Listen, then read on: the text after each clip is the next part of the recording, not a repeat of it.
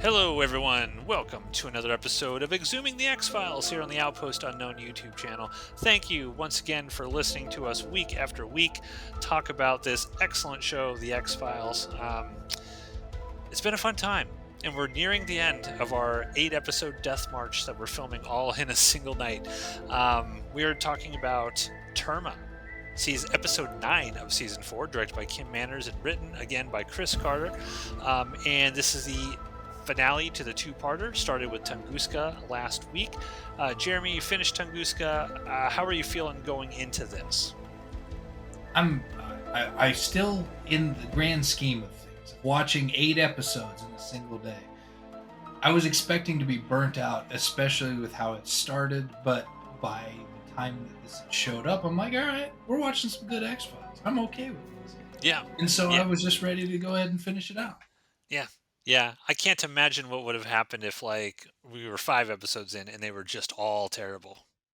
Oh, Uh, you would have gotten a message at like noon. It's like, I quit.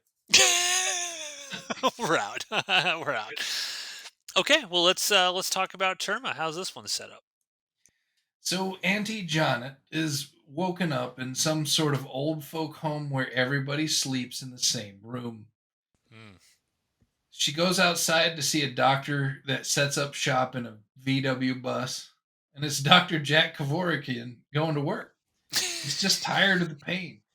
And she's so tired of it that she ends up turning the kill me juice on herself. She like just grabs the hose and turns it, Yeah. and she just starts dying while hugging her angel of mercy. But then the doctor says, "There's something wrong here." And then black oil just starts pouring out of this old woman, and the angel of mercy, the girl that brought her down there, just starts screaming. Then we get the title screen. Yeah. And the different tagline is on this episode. So the tagline here is it's E per si muove, which is Italian for and yet it moves. So that's the tagline of this. Were you able to see that on the 480p? I was not, but I like the tagline. I felt, for you personally, it was more appropriate for the fat sucking one, like, and yet it moves when referring to, your member moving a little bit whenever somebody gets fat sucking. Hey But man, don't kink shame me. Don't don't kink get shame on me. 25, no sir. This is a cool opening. I didn't quite understand how it related to what we had just watched. This seemed completely like out of left field. Like, why is this old woman? Why does she got all this black oil coming out of her? I'm like, but I mean, I guess it was a fine opening. What'd you think about it? They do this from time to time, like they did in two-parters.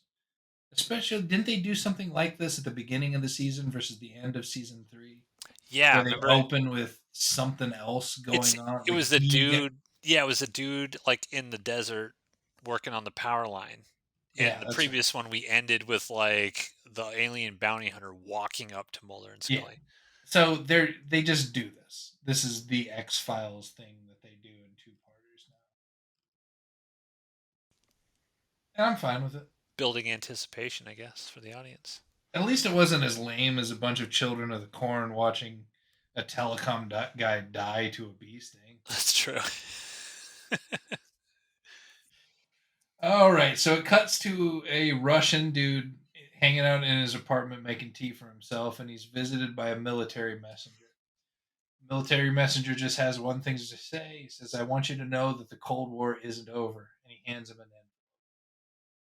Mulder then wakes up in his cell after laying there for hours, according to his neighbor.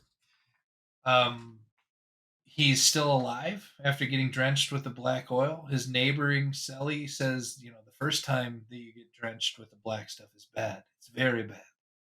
But each time it becomes easier until it kills you. And so he's calling it the black cancer.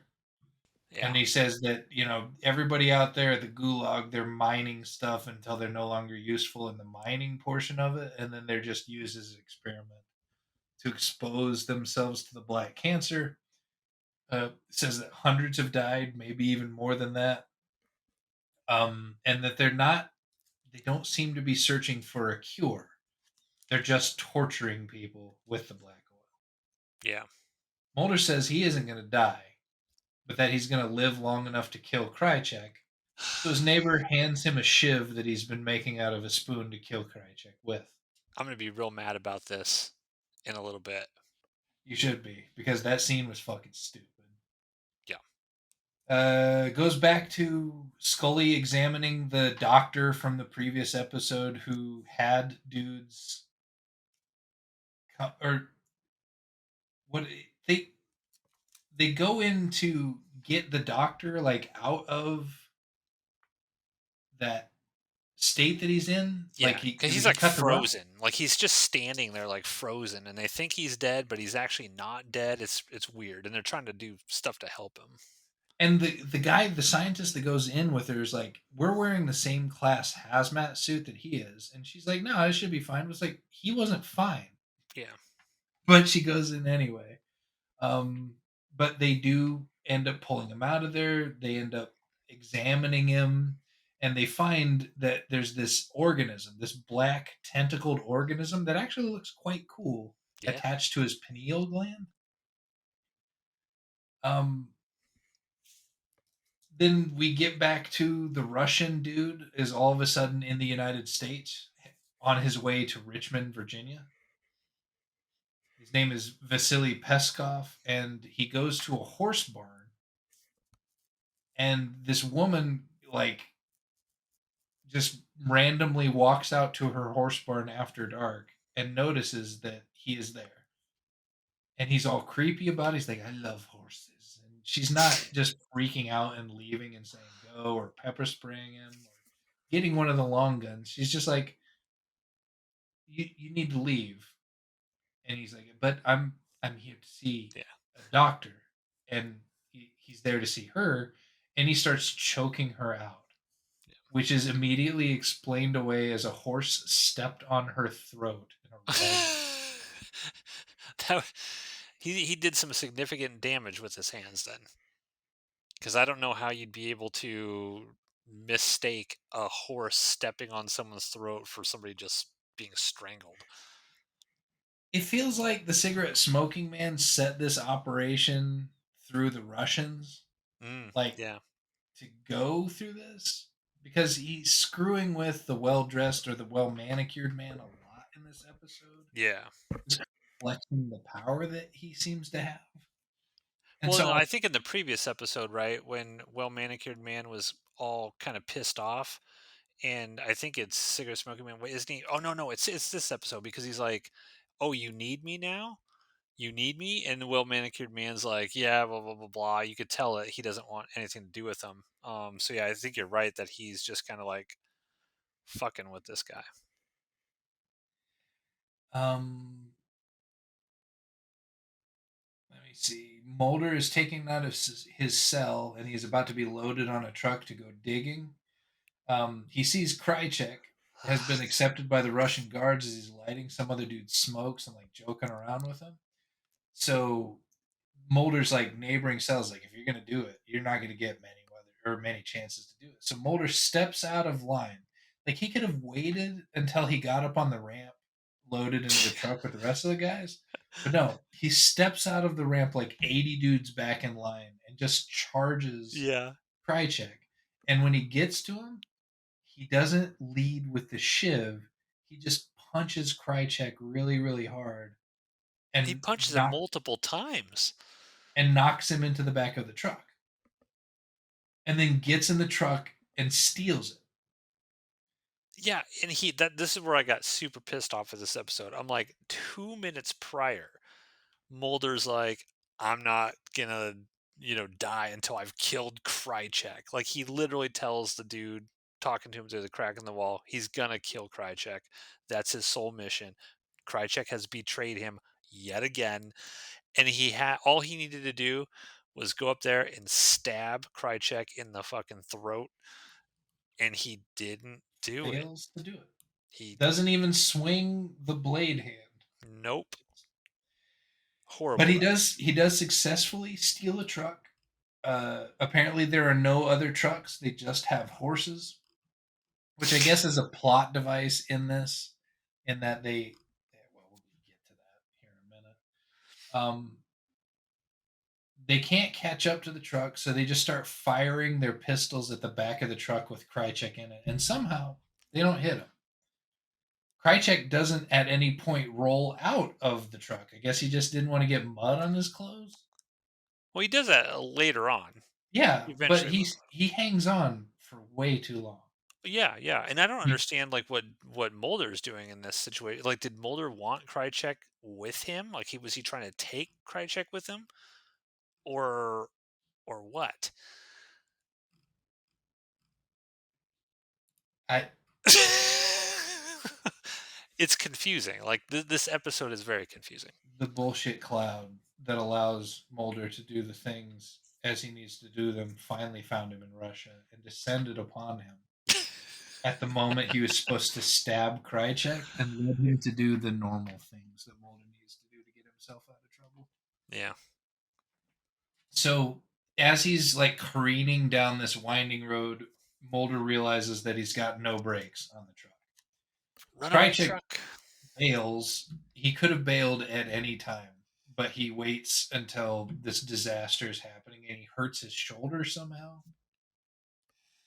Um, Mulder ends up taking a header over the edge of a cliff with no seatbelt on, and we don't know what happens to him. He just destroys this truck. It's kind of a Um, lame crash. Just kind of flips a couple times. yeah, that's true. Um, we cut to the well manicured man is visited by the cigarette smoking man to find out who strangled his physician in the horse barn. He wants the killer found, and cigarette smoking man will call off the congressional hearing. He says he can't, and so cigarette smoking man just starts like accusing him of screwing the doctor. Were you banging her? How could you possibly do that? Put all of our shit in jeopardy. But ultimately he's just like lauding power over the well manicured man as far as getting this stuff taken care of, finding the killer, so on and so forth. The Russian horsemen, catch up to the truck in the following scene, but Mulder is nowhere to be found. Krychek's shoulder is hurt, and as he's running through the woods, he's found by a group of one-armed Russians. They say he is lying about who he is because of his dress, like he just escaped, but he says he's an American spy, and they will suddenly protect him.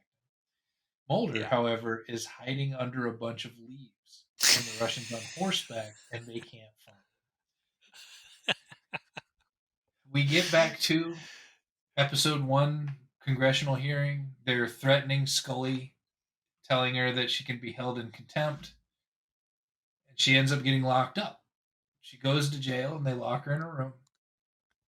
We cut back to Mulder is discovered randomly sleeping under the leaves by the man whose truck he crashed. And he just happens to find him in the woods.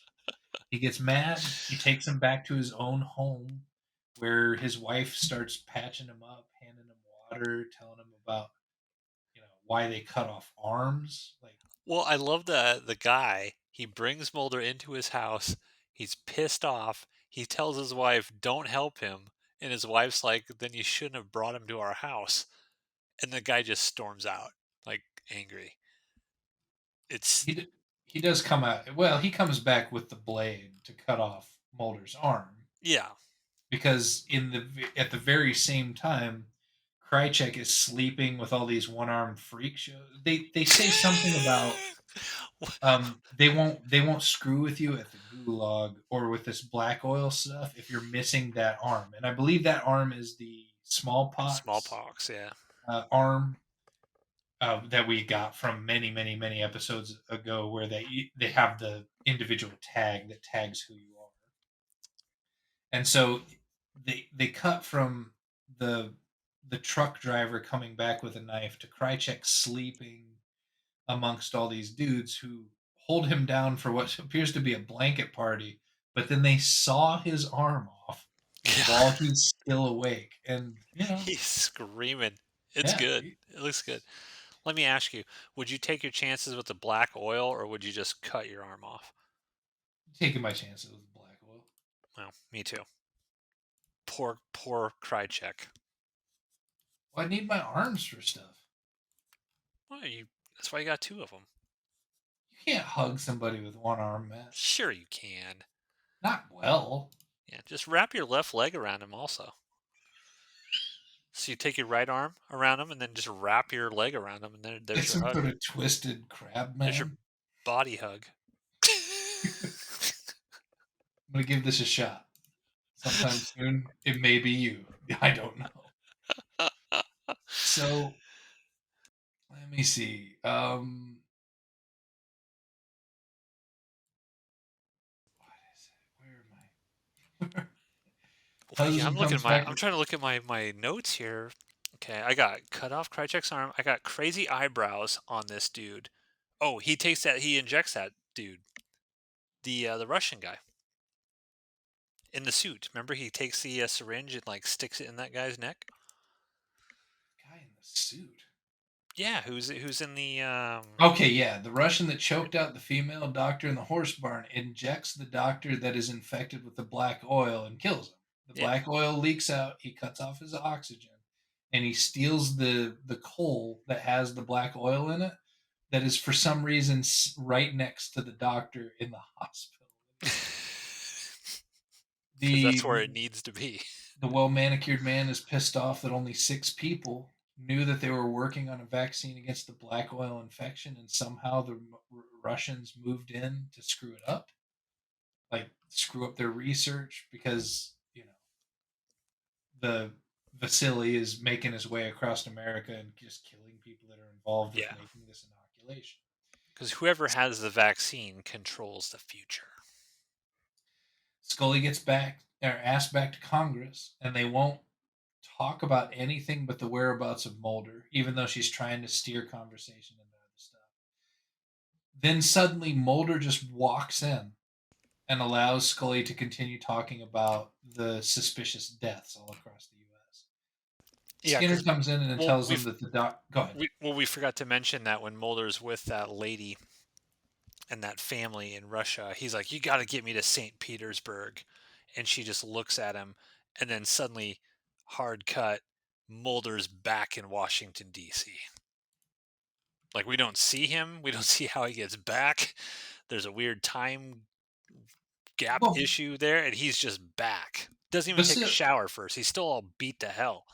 if Vasily can make it to Richmond, Virginia in 12 hours from whatever shithole in Russia he was in to start killing people, like Mulder, a credentialed Mulder could make it there because that guy was former KGB. He had to have been on a ton of American lists, but he still just got here and walked, just sashayed through the whole country, just killing people, racking up a body count. Nobody ever caught him.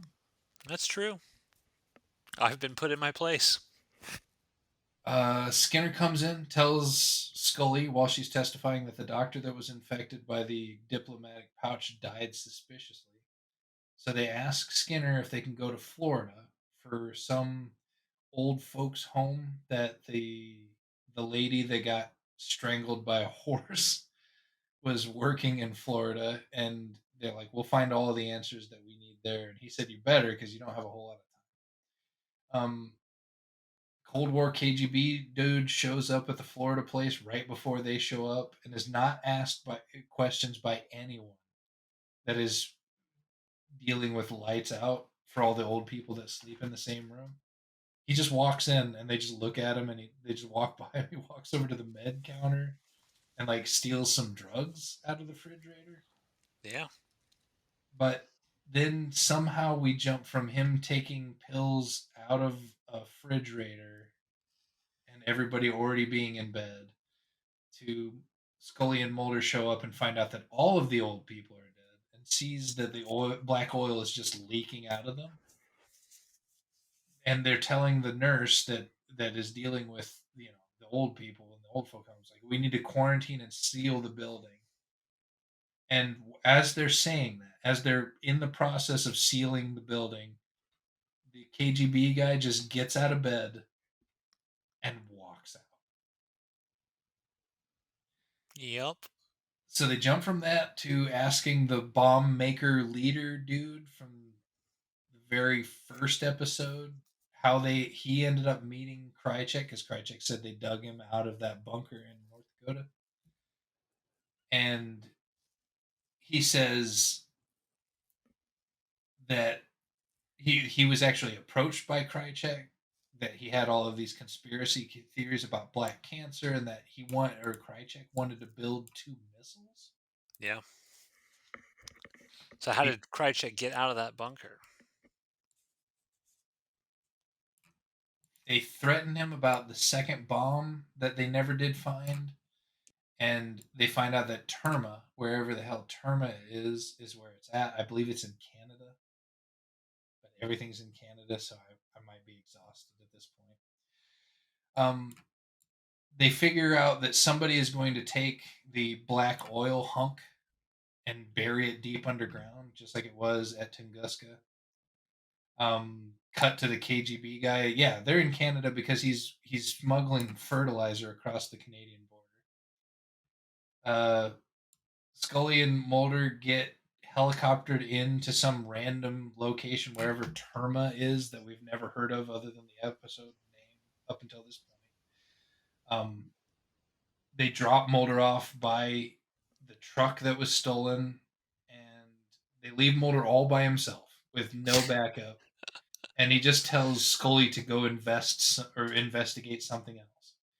He sees some kind of pump sticking out of the ground, and he starts opening it up and he starts reaching inside of it.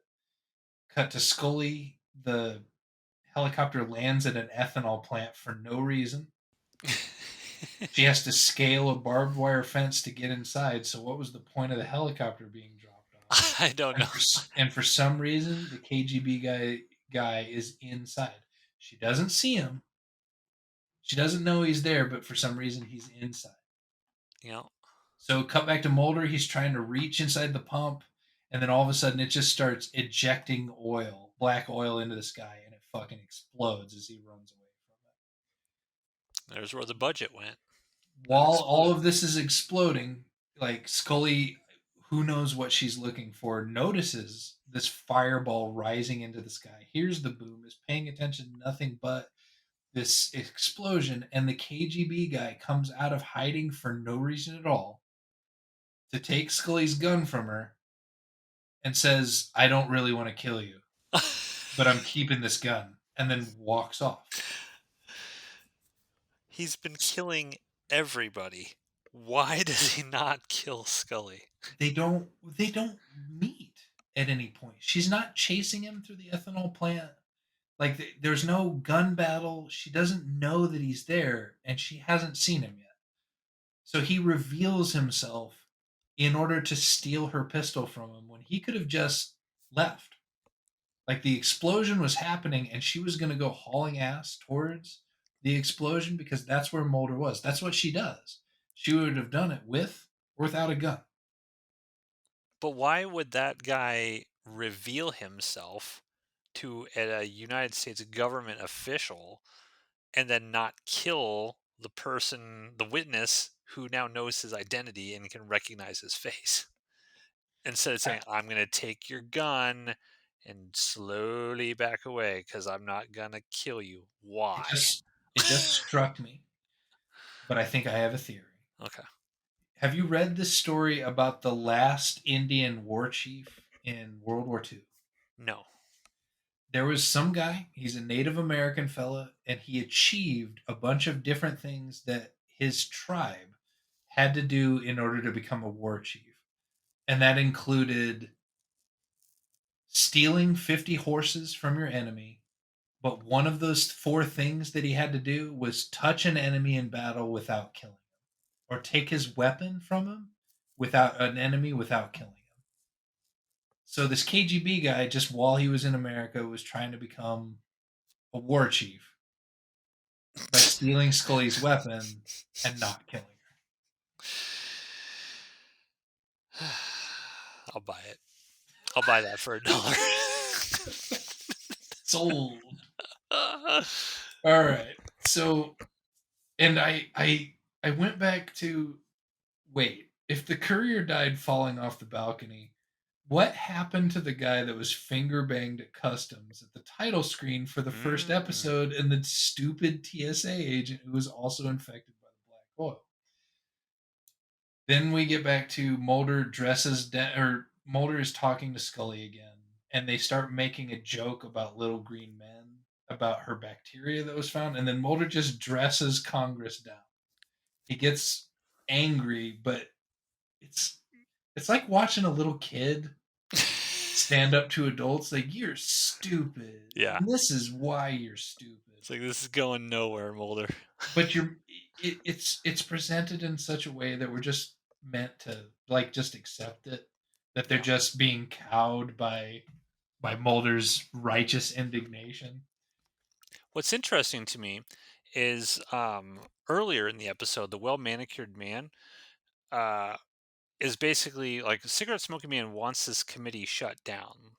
And I'm not exactly sure why cigarette smoking man cares that this committee is looking into trying to figure out where Mulder's at. I don't really know why, but the well manicured man was like, I can't shut it down, but these are all good people.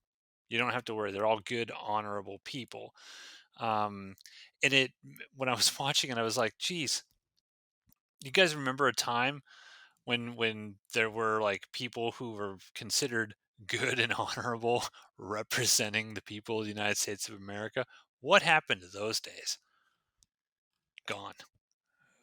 We killed a gorilla at a zoo named Harambe, and everything just started going to hell like immediately afterwards. Karma forever. And yeah, the final scene is the congressman that was leading the tribunal or whatever the hell it was, and the cigarette smoking man are sitting there reviewing the evidence that they had collected, and they're tossing most of it into a trash can. Yeah, and that is Terma. Your thoughts on the second part of the two-parter?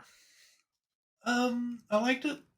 I thought that the Russian stuff was like the whole ending up in Tunguska kind of, I don't know, it was kind of hollow. Like they were there and they were back, and there really wasn't like the great thing that happened was the chicken wire wrapped up and dousing Mulder in black oil.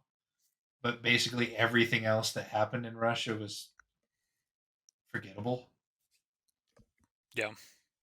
Um, Krychek gets his arm sewn off, Oh and yeah, we forgot he's got a plastic arm now. yeah, because he was hanging out with a KGB guy drinking tea, and he's like, "Hey, hello, comrade," and he was dipping his tea in the water with his wooden hand. Yeah, So fuck Krychek. that's the thing that happened. I hated this episode. Really? I hated it. Absolutely hated it. I loved the last episode and I was super excited to get into this and I just felt like this episode failed on every level. And I think it started with Mulder saying I'm going to kill Krychek and then literally not killing Krychek. I agree with you. I think all of the Russia stuff, it seemed completely pointless. It seemed like just here we are in X Files again where Mulder, has the quote unquote evidence that he needs, whatever, and he comes back and no one will listen and no one will believe him. I felt like Scully did essentially nothing in these episodes. I mean, she kind of said, "Oh yeah, well, I'm not gonna turn Mulder in." Okay, great. Now what? Oh, Mulder just magically shows up, and we forget all of this other stuff that kind of happened. I I don't know. I just did not like this at all, and I was quite disappointed when I watched this. I guess it didn't let me down like the season opener did versus the season closer did quite as hard. And yeah, I can agree with you on a lot of things that this second episode really just meandered and nothing really happened. Yeah, yeah, I can see where you're coming from. This episode was a disappointment, Yeah, but it was giving me black oil stuff, so like Yeah, I'm it's not the lazy worst thing. sometimes. I'm a whore, for the shit. So Yeah, it's not the worst episode of X Files by far, but I'm looking at it in terms of just I wanted something from this, and I don't feel like we got anything. Like I wish like I like X Files the best when we get answers to something. Like as long you can raise more questions all till every day. That's fine with me. Raise a million more questions when I'm watching something. Damon Lindelof, Matthew, Well, all day long. you've got to at least give some answers. You have to answer something in order to earn additional questions that are going to keep me pondering things. I don't feel like this episode answered anything. I don't think there's anything different at the end of this episode than there was at the beginning of the last episode. It's like, okay, what Mulder had a quick journey into Russia and is now back, and we're still at the exact same spot we were when we started last episode. So yeah, it was just disappointing to me. I just didn't like this one. Didn't like it. But let's talk Fair. about some fun facts. The episode's title refers to Terma, a set of Buddhist teachings hidden from the world. Series creator Chris Carter felt these represented the secrets kept by the syndicate. The opening credits of the episode saw the series' usual tagline of "The truth is out there" replaced with "E per si muove." The phrase is Italian for "and yet it moves," and is attributed to the astronomer Galileo Galilei when forced by the Roman Inquisition to denounce his belief in heliocentrism.